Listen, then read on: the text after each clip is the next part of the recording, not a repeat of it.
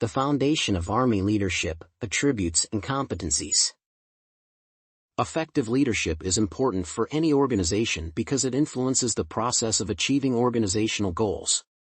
In the Army, leadership plays an even more important role since the accomplishment of the Army's missions affects national security and the safety of many people, including both soldiers and civilians.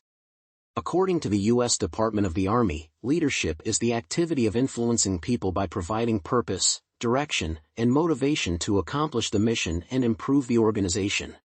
The foundations of Army leadership are described in the Army Doctrine ADP 622, which discusses what qualities an Army leader should possess and what actions the leader is expected to undertake.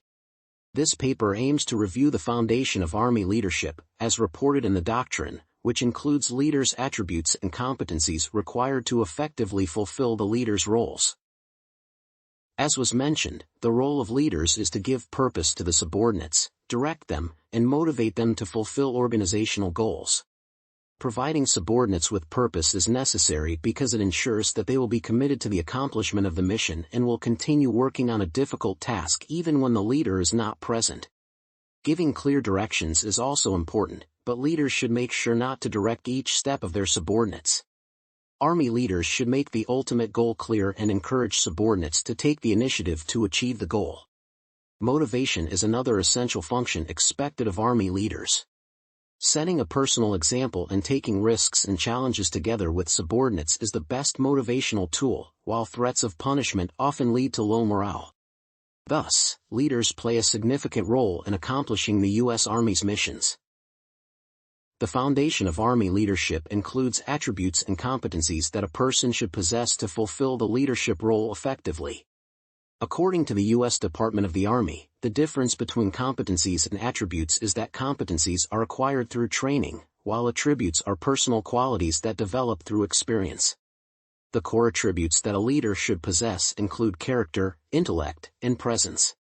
Character consists of Army values, empathy, warrior ethos, and service ethos, discipline, humility. By establishing a presence, Army leaders show their subordinates their values and confidence, as well as provide an example of how subordinates are expected to behave. Finally, intellect means not only expertise but also flexible and rational thinking, problem-solving skills, and interpersonal tact. Agile and flexible thinking helps today's Army leaders make effective decisions regarding scarce resources and adapt to the increasing use of technology in the military. Hence, the Army expects all the reviewed attributes to be present in the leader's character. Competencies refer to skills that leaders can develop through training, and certain competencies are included in the foundation of Army leadership. The U.S. Department of the Army describes the competencies required from Army leaders as leads, develops, achieves. An Army leader leads others by using appropriate methods of motivation, enforcing standards, balancing mission requirements with subordinates' well-being, building trust, setting a personal example, and communicating with others. Army leaders are also involved in continuous self-development and develop others by mentoring, coaching, and counseling. They are also responsible for advocating for the military profession and supporting opportunities for their subordinates' career development. As for the third core competency, Army leaders must achieve results by fulfilling missions on time and to standard. This is done through assigning responsibilities, setting priorities, removing work barriers, and recognizing performance. Army leaders' competencies are multiple, which requires leaders to constantly develop themselves and their peers and subordinates. What is also important to mention is that Army leaders should also be good followers. The reason for it is that, in the Army, every Army leader is a subordinate to someone, so all leaders are also followers. To be good followers, Army leaders should be well aware of their responsibilities and have all the necessary competencies. A competent follower needs to be controlled less, thus allowing leaders to concentrate on more important tasks.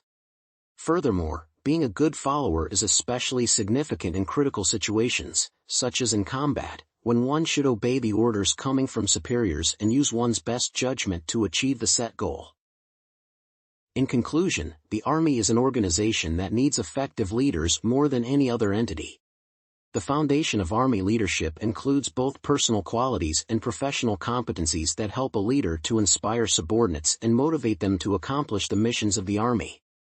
Army leaders should provide personal examples to their subordinates and be themselves good followers to ensure the effectiveness of the Army's chain of command.